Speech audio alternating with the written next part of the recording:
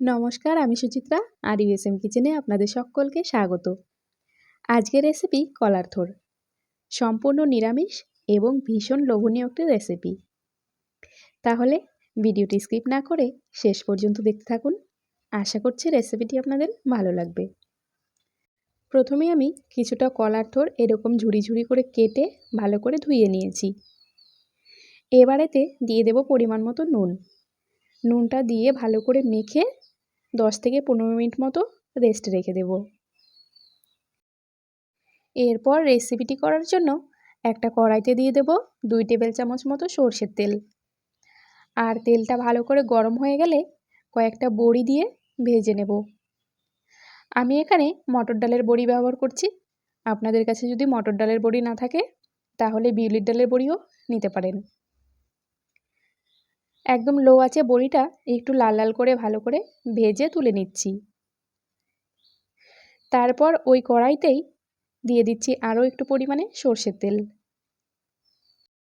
এবার ফোড়নের জন্য দিয়ে দিচ্ছি একটা গোটা তেজপাতা, সামান্য গোটা জিরে, আর দিয়ে দেব হাফ টেবিল চামচ মতো গ্রেট করা আদা। কিছুক্ষণ নাড়াচাড়া করে আদাটা ভালো করে ভাজা হয়ে গেলে 1 চিমটে মতো হিং দিয়ে দিচ্ছি। যেহেতু নিরামিষ রেসিপি, হিং দিলে খুব সুন্দর একটা ফ্লেভার আসে আর টেস্টটাও অনেক গুণ বেড়ে যায়। এরপরে আগের থেকে নুন মাখিয়ে রাখা কলার থোড়টা এই ফোড়নের উপরে দিয়ে দিচ্ছি। তারপর একটু নাড়াচাড়া করে নিয়ে দিয়ে দেব পরিমাণ মতো হলুদ গুঁড়ো আর একটু কালারের জন্য হাফ টেবিল চামচ মতো কাশ্মীরি রেড চিলি পাউডার। আর ঝালের জন্য দিয়ে দেবো 3-4টে কাঁচা লঙ্কা চেরা। নুনটা যেহেতু আগে থেকেই থোড়ে মাখানো ছিল সেই জন্য এখন আর নুন দিচ্ছি না। যদি প্রয়োজন হয় তাহলে পরে চেখে দিয়ে নেওয়া যাবে। তারপর খুন্তির সাহায্যে একটু নাড়াচাড়া করে নিয়ে ভালো করে সমস্ত কিছু একসঙ্গে মিশিয়ে একদম লো আঁচে ঢাকা দিয়ে 5 মিনিট মতো সেদ্ধ হতে দেব। 5 মিনিট পর ঢাকনা খুলে আবার একটু নাড়াচাড়া করে নিয়ে দিয়ে দিচ্ছি হাফ টেবিল চামচ মতো ধনে গুঁড়ো।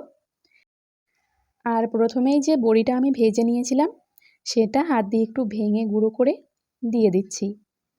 এরই সঙ্গে কিছুটা ভাজা চিনেবাদাম এতে অ্যাড করে দেব। তারপর গ্যাসের ফ্লেমটা মিডিয়াম রেখে কিছুক্ষণ নাড়াচাড়া করে ভেজে নিতে হবে। ভীষণই সুস্বাদু একটা নিরামিষ রেসিপি।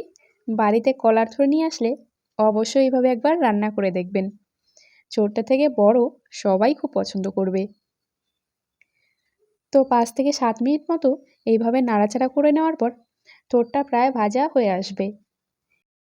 এবার সবশেষে এতে দেব সামান্য গরম মশলা গুঁড়ো আর 1 টেবিল চামচ মতো ঘি। সেই সঙ্গে কিছুটা ধনেপাতা কুচিও এতে অ্যাড করে দিচ্ছি। এবার এই সব কিছু একসঙ্গে ভালো করে মিশিয়ে নামিয়ে নিলেই আমাদের নিরামিষ কলার থোড়ের রেসিপি একদম রেডি। আপনারাও বাড়িতে অবশ্যই একবার বানিয়ে দেখবেন। আর রেসিপিটি আপনাদের কেমন লাগলো কমেন্টে জানাতে ভুলবেন না।